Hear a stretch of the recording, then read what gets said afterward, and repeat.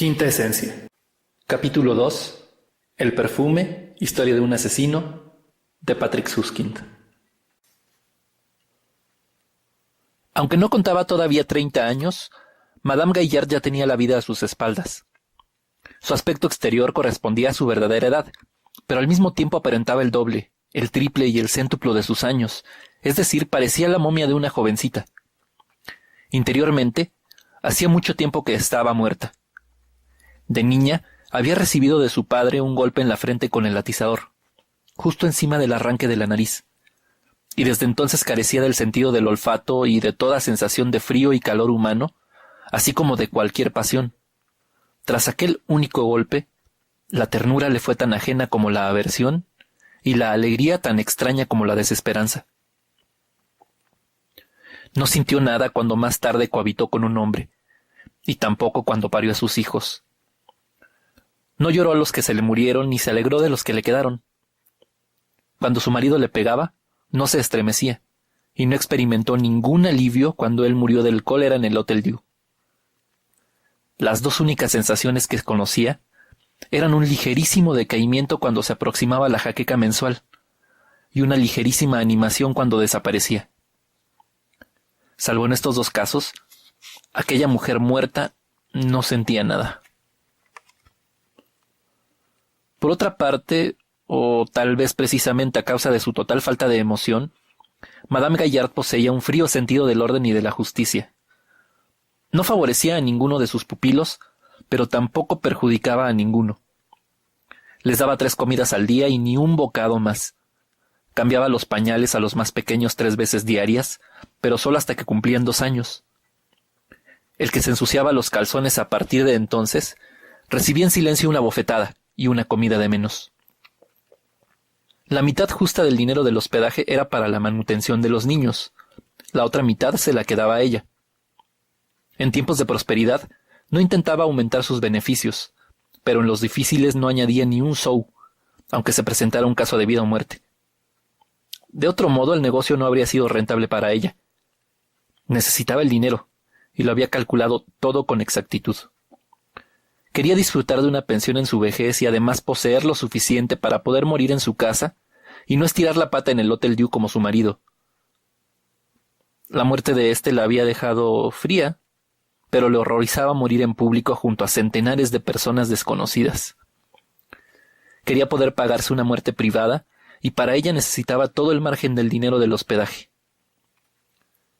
Era cierto que algunos inviernos se le morían 3 o 4 de las 2 docenas de pequeños pupilos, pero aún así su porcentaje era mucho menor que el de la mayoría de otras madres adoptivas, para no hablar de las grandes inclusas estatales o religiosas, donde solían morir 9 de cada 10 niños. Claro que era muy fácil reemplazarlos. París producía anualmente más de 10.000 niños abandonados, bastardos y huérfanos, así que las bajas apenas se notaban. Para el pequeño Grenouille, el establecimiento de Madame Gaillard fue una bendición.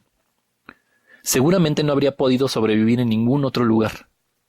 Aquí, en cambio, en casa de esta mujer pobre de espíritu, se crió bien. Era de constitución fuerte.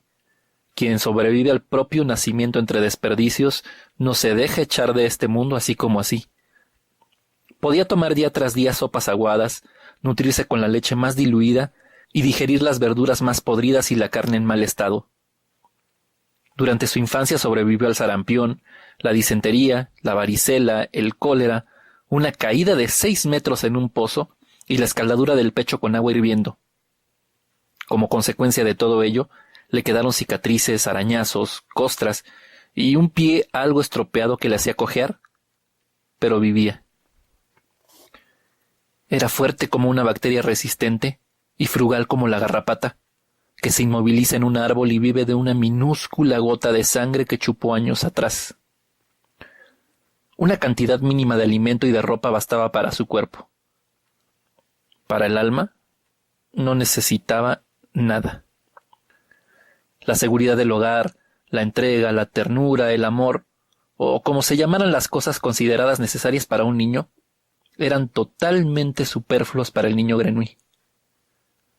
Casi afirmaríamos que él mismo las había convertido en superfluas desde el principio, a fin de poder sobrevivir. El grito que siguió a su nacimiento, el grito exhalado bajo el mostrador donde se cortaba el pescado, que sirvió para llamar la atención sobre sí mismo y enviar a su madre al cadalso, no fue un grito instintivo en demanda de compasión y amor, sino un grito bien calculado, casi diríamos calculado con madurez, mediante el cual el recién nacido se decidió contra el amor y a favor de la vida. Dadas las circunstancias, esta solo era posible sin aquel, y si el niño hubiera exigido ambas cosas, no cabe duda de que habría perecido sin tardanza. En aquel momento habría podido elegir la segunda posibilidad que se le ofrecía: callar y recorrer el camino del nacimiento a la muerte sin el desvío de la vida, ahorrando con ello muchas calamidades a sí mismo y al mundo, pero tan prudente decisión habría requerido un mínimo de generosidad innata, y Grenouille no la poseía. Fue un monstruo desde el mismo principio. Eligió la vida por pura obstinación y por pura maldad. Como es natural, no decidió como decide un hombre adulto que necesita una mayor o menor sensatez y experiencia para escoger entre diferentes opciones. Adoptó su decisión de un modo vegetativo, como decide una judía desechada si ahora debe germinar o continuar en su estado actual. O como aquella garrapata del árbol, para la cual la vida es sólo una perpetua hibernación. La pequeña y fea garrapata, que forma una bola con su cuerpo de color gris plomizo para ofrecer al mundo exterior la menor superficie posible, que hace su piel dura y lisa para no secretar nada, para no transpirar ni una gota de sí misma. La garrapata, que se empequeñece para pasar desapercibida, para que nadie la vea y la pise. La solitaria garrapata, que se encoge y acurruca en el árbol, ciega, sorda y muda, y solo husmea durante años y a kilómetros de distancia la sangre de los animales errantes, que ella nunca podrá alcanzar por sus propias fuerzas. Podría dejarse caer al suelo del bosque, arrastrarse unos milímetros con sus 6 patitas minúsculas y dejarse morir bajo las hojas, lo cual Dios sabe que no sería ninguna lástima. Pero la garrapata, terca, obstinada y repugnante, permanece acurrucada, vive y espera. Espera hasta que la casualidad más improbable le lleve la sangre en forma de un animal directamente bajo su árbol. Solo entonces abandona su posición, se deja caer y se clava, perfora y muerde la carne ajena. Igual que esta garrapata era el niño Grenouille. Vivía encerrado en sí mismo como en una cápsula y esperaba mejores tiempos. Sus excrementos eran todo lo que daba al mundo. Ni una sonrisa, ni un grito, ni un destello en la mirada, ni siquiera el propio olor. Cualquier otra mujer habría echado de su casa a este niño monstruoso. No así Madame Gaillard. No podía oler la falta de olor del niño y no esperaba ninguna emoción de él porque su propia alma estaba sellada.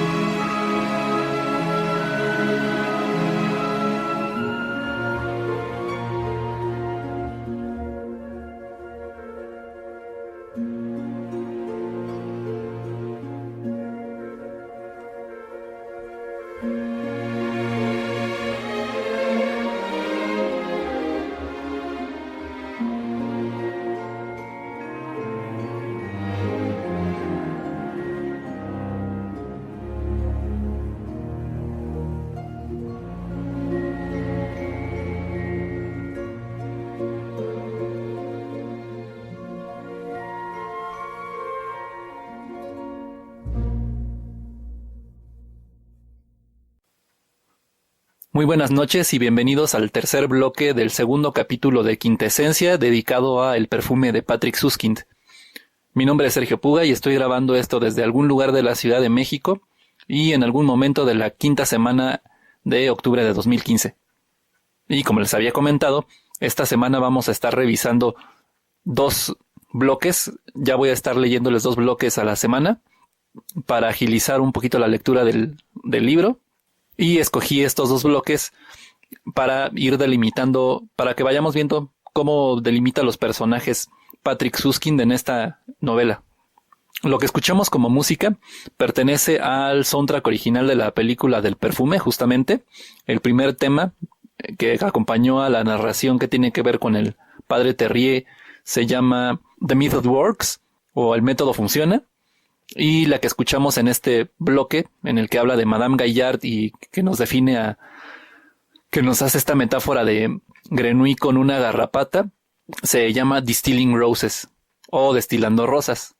Obviamente los temas que escogí no están ligados directamente en la narrativa que lleva la película con lo que yo estoy leyéndoles como textos, pero creo que me parecieron adecuados como para contextualizar lo que pasa en estas narraciones.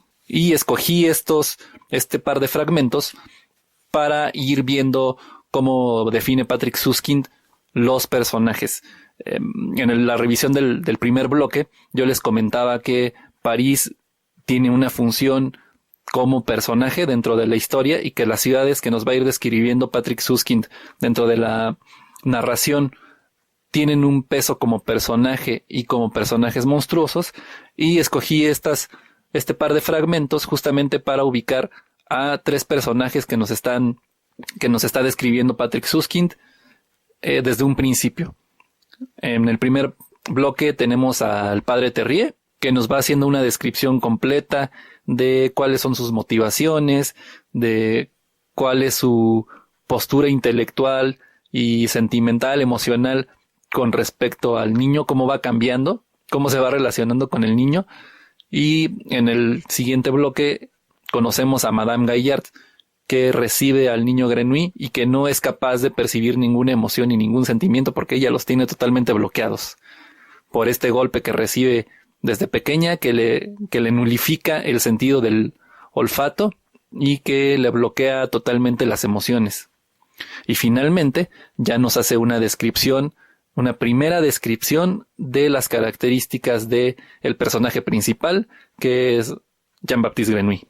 Entonces, una parte de las que yo he encontrado en este libro es que, aunque el protagonista es Jean-Baptiste Grenouille y que él está definido como un monstruo desde el principio y a lo largo de toda la narración, de hecho en este tercer bloque en el que se nos hace la descripción de Grenouille, ya nos lo está posicionando como un monstruo. No nos deja lugar a dudas que desde su mismo nacimiento el personaje está descrito como un monstruo.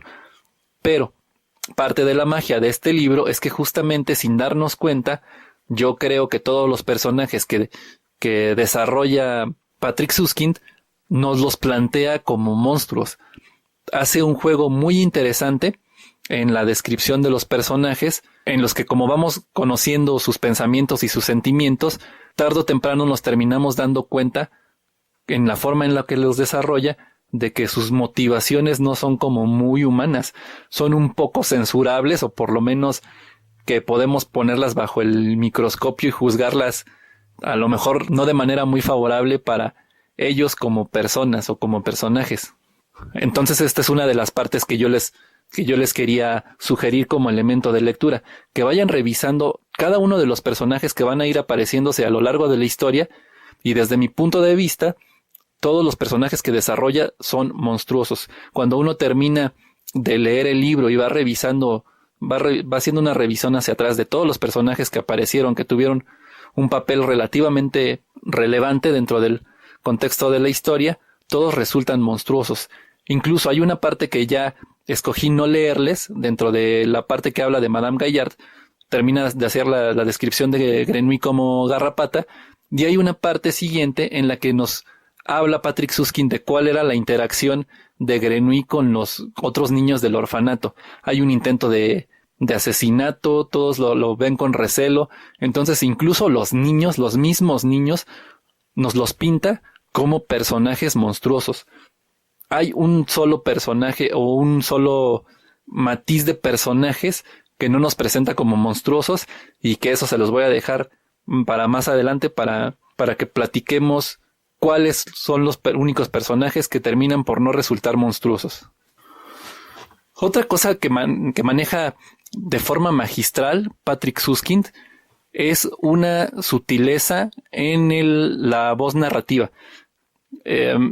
Tiene una forma de manejar la narración que yo le llamo volátil, porque hace un juego con nosotros como lectores en la medida que vamos leyendo nosotros el texto, en la que hay puntos en los que nos lleva desde la vista de un narrador objetivo que ve las cosas desde fuera, pero sin darnos cuenta de repente nos transporta a el personaje y sus vivencias desde dentro. De repente estamos escuchando sus pensamientos, tenemos acceso a sus sensaciones y a sus sentimientos, y esto es una de las partes, yo creo, fundamentales para que este libro te engancha desde el principio. Tú prácticamente tomas la piel de todos los personajes que aparecen dentro de la narración. Y para que entiendan un poquito más cómo se da este juego, quisiera remitirme a las lecturas que les hice de forma anterior para ver si captan esta sutileza. De hecho, uno de los grandes retos que tuve para hacer estas lecturas es justamente encontrar el momento exacto en que yo tenía que hacer la transición de la voz de narrador a la voz del personaje. Es muy difícil de repente encontrar en qué momento nos está hablando como narrador objetivo y en qué momento se engancha la voz del personaje. Ya estamos hablando desde el personaje que está hablando en ese momento. Y les decía que si hacemos una revisión sobre algunos de los textos que ya les compartí, por ejemplo, en El almohadón de plumas, vemos, si buscamos quién es el que lleva la voz narrativa, es justamente un narrador objetivo, un narrador externo, alguien que nos está llevando de la mano, que ve la historia desde fuera y que no está involucrado como uno de los personajes. No nos habla Alicia, no nos habla Jordán. Ellos toman la palabra por momentos, pero como una referencia. Ellos no son los narradores. Quien nos lleva a la acción es alguien que ve que nos describe esos sucesos desde fuera. Si lo contrastamos, por ejemplo, con No se duerme en el metro, aquí nos aparecen dos narradores y dos narradores que son protagonistas de la historia. Por una parte entra el que nos está contando la historia, que es como si llevara el micrófono, nos presenta las características de Marquina, y después es como si le pasara el micrófono a Marquina y él nos hace esa narración en primera persona, desde su perspectiva, desde sus emociones. Entonces todo el tiempo nos está hablando directamente el personaje en función de sus vivencias, cosa que no nos pasa en El almohadón de pluma. Y finalmente, en La madre de los monstruos, por ejemplo, tenemos la narración completa desde la perspectiva de uno de los personajes. Es uno de los personajes el que nos está narrando toda la historia desde sus vivencias. Aquí no hay este cambio de micrófono que se maneja en el No se duerme en el metro, sino que es una sola la voz que nos cuenta toda la historia. Ahora, ya regresando al perfume, fíjense que la mayor parte del tiempo nos está llevando, quien nos lleva el hilo conductor de la historia es un narrador objetivo, pero lo que les comentaba de esta sutileza, que de repente está hablando el narrador objetivo y de repente ya estamos, sin que nos demos cuenta, hace un proceso muy interesante en el que nosotros no nos damos cuenta, pero ya estamos leyendo los pensamientos de los personajes que van apareciendo a lo largo del libro. Y lo más interesante, lo más rico es cuando nos metemos justamente en los pensamientos de Grenouille, que eso lo vamos a ver más adelante en algunos de los fragmentos que escogí. Y dentro de estos fragmentos también está este recurso que a mí fue lo primerito que me llamó la atención cuando lo leí. Esta imagen esta metáfora que nos hace Süskind de Grenouille con la garrapata se me hace genial.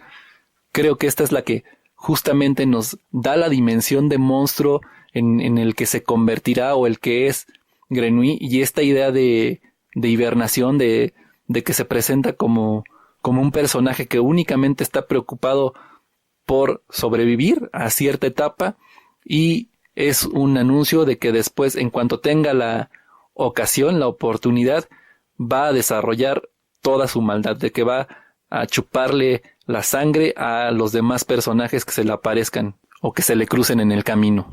Y ya finalmente, para cerrar este bloque, les quiero llamar la atención sobre un detalle. No sé qué tanto vayan a estar de acuerdo conmigo en esta parte, pero yo siento que a lo largo de todo el libro no hay imágenes visuales muy poderosas.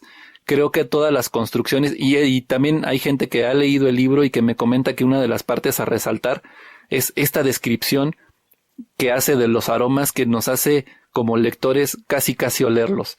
Y justamente iba hacia allá, este mecanismo en el que no hace descripciones muy profundas, no presenta imágenes poderosas, imágenes literarias muy poderosas, no es muy visual la trama del libro de Grenouille. Yo solo le encuentro un momento que es sumamente visual y que ya después lo comentaremos, pero creo que no es un libro que esté cargado con imágenes poderosas.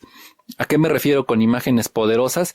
Hay textos en los que la imagen salta del libro y cobra vida. A pesar de que los libros no incluyan ilustraciones, hay imágenes que se generan a partir de las descripciones del narrador que terminan incluso como parte de la imaginería colectiva, del imaginario colectivo.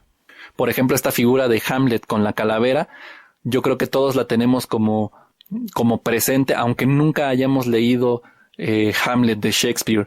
O lo mismo pasa con las imágenes del Quijote con los molinos de viento. Podemos no haber leído jamás el Quijote, pero entendemos la referencia visual del Quijote con los molinos de viento. O incluso las referencias visuales de Don Juan Tenorio y Doña Inés, ¿no? Esta idea de que están junto a la banca y con la luna llena, para que vean que hay obras que, aunque no las leamos, generan imágenes muy muy poderosas. Yo creo que estas imágenes visuales poderosas solo existen en un momento dentro del libro del perfume. El resto de y no creo que sea coincidencia. Yo creo que es de forma deliberada, y después les voy a platicar de la única imagen que yo percibo como muy poderosa. Esto era, yo creo, que un reto muy grande. Se supone que Patrick Süskind nunca quiso ver la película o no ha querido ver la película del perfume, y yo creo que parte de esto tiene que ver porque justamente se encargó de tratar de no meter imágenes visuales dentro del libro. Entonces no tiene sentido hacer una adaptación cinematográfica desde su punto de vista. Pero bueno, esto es una simple especulación mía. Ahora sí, para cerrar, quisiera darles otro detallito de claves de lectura que después podríamos retomar para que yo les cuente la interpretación que estoy haciendo sobre el texto. Por ejemplo, esta idea de que el primer rechazo que sufre Grenouille es por parte de un clérigo. Uno que creo que se me pasó comentarles dentro de las claves que les di en la lectura anterior. Hay una palabra clave dentro de la primera lectura que hicimos, que es la palabra impiedad. Otra, la referencia al nombre de Jean Baptiste o Juan Bautista, y el apellido de Grenouille quiere decir rana, y que estas ranas tienen un carácter dual. Las ranas son anfibios y tienen un carácter dual. Pueden vivir en el agua y pueden vivir en la tierra. Después retomaré esta parte. Y finalmente, fíjense que los personajes no tienen una descripción física profunda. Nos deja detalles muy pequeños sobre la descripción física de los personajes, o ni siquiera nos hace una descripción física. Piensen en el padre Terrier. Nos describe que es un monje, que es calvo, y hasta ahí sabemos cómo es físicamente el padre Terrier. Por ahí también creo que menciona algo de que tiene una nariz en forma de bola, pero no hay una descripción física del personaje. De Madame Gaillard sabemos la edad, pero no tenemos ni la más remota idea de cómo luce físicamente. La madre de Grenouille también nos dice que es una joven algo bonita, de 25 años, pero tampoco tenemos una descripción física. Ni siquiera del mismo Jean-Baptiste Grenouille tenemos una descripción física a lo largo de todo el libro. Conforme vayan avanzando la lectura, fíjense en este detalle. No hay descripciones físicas reales de los personajes, no hay descripciones detalladas. Estas son como las claves de lectura que he encontrado sobre la interpretación que ya les mencionaré más adelante. Y con esto cierro el tercer bloque de El Perfume. Les recuerdo que mi nombre es Sergio Puga, que todas las grabaciones que estoy utilizando no tienen fines de lucro, es únicamente con fines de difusión. Espero que estén teniendo muy buena noche y nos leemos en la próxima. Buenas noches.